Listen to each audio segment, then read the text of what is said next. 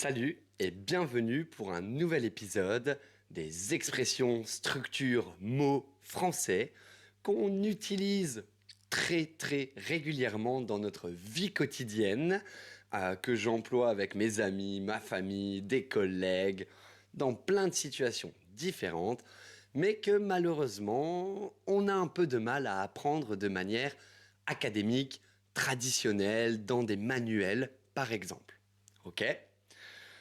Comme d'habitude, avant de commencer, je te fais le petit discours. Je t'invite à t'abonner à la chaîne YouTube si c'est pas encore fait. De cette manière, tu ne louperas pas les prochaines publications.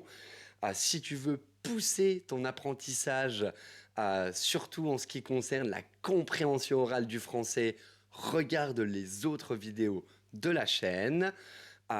Si tu apprends quelque chose ou que tu apprécies le contenu, mets un like et en commentaire, s'il te plaît, dis-moi si tu as un équivalent dans ta langue maternelle. Ok? Et comme d'habitude, la transcription est dans la description de cette vidéo. On va donc commencer tout de suite avec l'expression d'aujourd'hui que moi j'adore, ok? Mais qui peut être un petit peu technique, un petit peu difficile, ok? Celle-là, elle est un peu difficile, ok? Mais moi je l'adore. Aujourd'hui, donc, cette petite expression qui a l'air toute simple, mais qui peut piéger pas mal de monde, c'est avoir beau, ok? Si tu apprends le français ou si tu veux juste enrichir ton vocabulaire, tu vas voir que cette expression, elle est super utile. Ok? Elle va donner vraiment du style à tes phrases, etc. On l'utilise pour exprimer un sentiment ultra précis. D'accord? Comme d'habitude, on va parler de l'origine, une petite explication, quelques exemples pour t'aider à l'utiliser au bon moment et à la fin de cette vidéo, quelques variantes que tu vas pouvoir rencontrer, lire, entendre. Voilà. Alors, d'où ça vient avoir beau? À l'origine, beau avait aussi le sens de en vain ou alors sans résultat. C'est un vieux sens du français qu'on retrouve déjà au Moyen Âge. Ok? Par exemple, on pouvait dire il a beau courir. Ici, on signifie que il court, mais ça ne sert à rien du tout. Bref, c'est donc une expression qui est restée figée à travers les siècles et qui garde encore aujourd'hui ce sens fataliste. Il faut être honnête, ok? C'est vraiment quelque chose de fataliste ici. Petite explication très simple. Je suis sûr que tu as déjà compris de quoi ça parle. Quand on dit avoir beau plus un verbe, on veut dire que même si on fait quelque chose, ça ne change rien. Le résultat est le même, c'est donc inutile.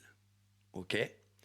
C'est un peu comme dire ça ne sert à rien d'essayer, ça ne va rien changer.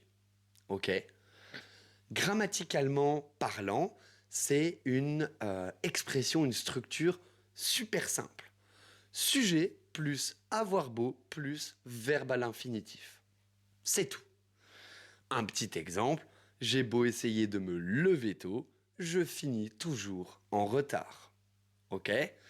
Tu sens un petit peu cette idée ici, on fait un effort, mais ça n'a aucun effet.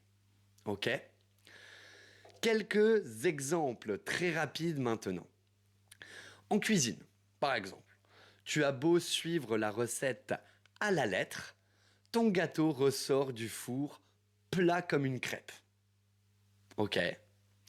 En sport, tu as beau t'inscrire à la salle de sport, si tu n'y vas pas, tu ne feras pas de progrès. Ok? Travail, études, tu as beau réviser toute la nuit, si tu stresses trop à l'examen, tu vas tout oublier. Ici, on veut dire que même si tu révises, si tu stresses, c'est foutu. Ok? Donc voilà, on a vraiment cette idée de faire quelque chose, ok, mais sans aucun résultat derrière. Ok, j'ai beau m'entraîner tous les jours, je ne fais pas de progrès. Voilà. quelques petites variantes qui veulent plus ou moins dire la même chose. Ok? On a en vain. Bon, ça c'est formel, quand même. D'accord?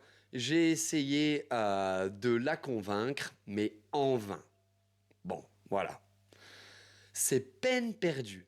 Ça, c'est pas mal. C'est un peu plus fataliste, ok.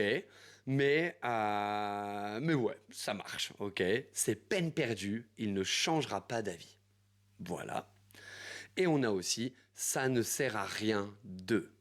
C'est beaucoup plus direct. Là, ça, c'est clair, au moins, d'accord. Ça ne sert à rien de discuter. Il est trop têtu. Ok?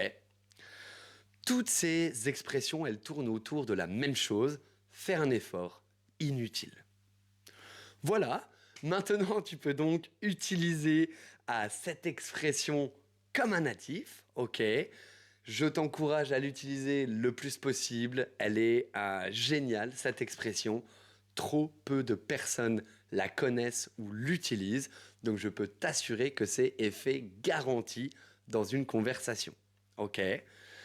N'oublie pas de mettre un like, de mettre le commentaire dans les commentaires, simplement.